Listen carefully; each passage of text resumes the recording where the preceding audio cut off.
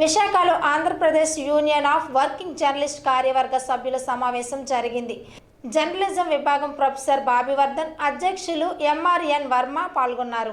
APUWJ నగర అధ్యక్షులు K రాము, electronic media రాష్ట్ర ప్రధాన కార్యదర్శి రామచంద్రరావులను అక్రిడేషన్ కమిటీ సభ్యులుగా రాష్ట్ర ప్రభుత్వం నియమించడంపై సంతోషం వ్యక్తం చేశారు. ఈ సందర్భంగా ఏపీ ఎలక్ట్రానిక్ మీడియా రాష్ట్ర ప్రధాన కార్యదర్శి రావువలస రామచంద్రరావు మాట్లాడుతూ వర్కింగ్ జర్నలిస్టులందరికీ అక్రిడేషన్లు ఇవ్వాలని ప్రభుత్వాన్ని కోరారు.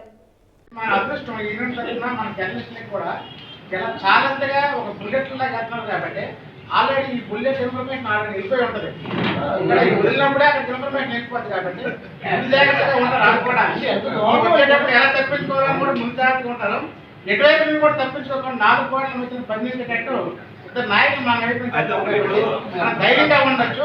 ఈ యూనియన్ తరఫున ఖచ్చితంగా మన ధైర్యంగా ఎడ్యుకేషన్స్ న్యాయంగా జరుగుతుందని చూపిస్తే 100% మనం ఎడ్యుకేషన్ వెళ్ళి సంతకం పెట్టడానికి మనకి ఎందుకు చెప్పండి. ఈ రోడ్డు మీద తిరగడానికి రాముడు రాముడు బోర్డు ఉంటుంది, నా పేరు రామచంద్ర గారు ఒకటి ఉంటారు, వాళ్ళు మనకి దీనికి ఎడ్యుకేషన్ కమిటీకి దీనివల్ల మనకి ఎడిషనల్గా వచ్చేది ఏమీ లేదు. కాబట్టి మీ అందరి తరఫున మేము ఒక యూనియన్ తరఫున కూడా చెప్తున్నాం, ప్రతి అర్హుడైన జర్నలిస్ట్ కూడా 100% ఎడ్యుకేషన్ ఇచ్చినప్పుడే దానికి సంతకాలు పెడతాం. అదర్వైజ్ ఆ ఎడ్యుకేషన్ కమిటీలో మేము ఉండడానికి కూడా ఇంట్రెస్ట్ లేదు. ఇకపోతే ఈ మధ్య కాలంలో విపరీతంగా మీడియా మీద దాడి చేస్తున్నారు. జర్నలిస్టుల అవినీతి విశాఖపట్నంలో జర్నలిస్టుల అవినీతి ఎక్కడో చిన్న జరుగుతుంది. ఆ చిన్నవి కూడా మనం యాక్సెప్ట్ చేయం. బట్ ఒక దాడి జరుగుతుంది మన మీద.